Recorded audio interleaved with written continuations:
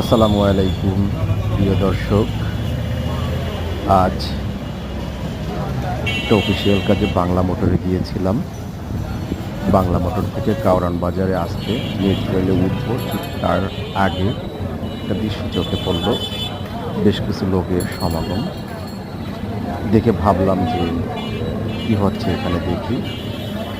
তো সেখানে গিয়ে দেখলাম বেশ কিছু মানুষ সারিবদ্ধভাবে দাঁড়ানো, কোনো ধরনের কোনো গোলমাল নেই, সুশৃঙ্খল। তো গিয়ে দেখলাম বিষয়টি যে একটা সংগঠনের নাম মেবি ভালো কাজের হোটেল।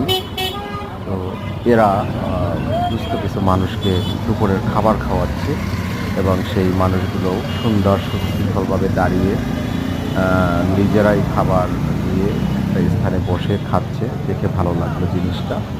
আমরা যদি সবাই এভাবে নিজ নিজ থেকে ভালো কাজ করার চেষ্টা করি, দেশের মঙ্গল হবে ইনশাল্লাহ। সবাই ভালো কাজ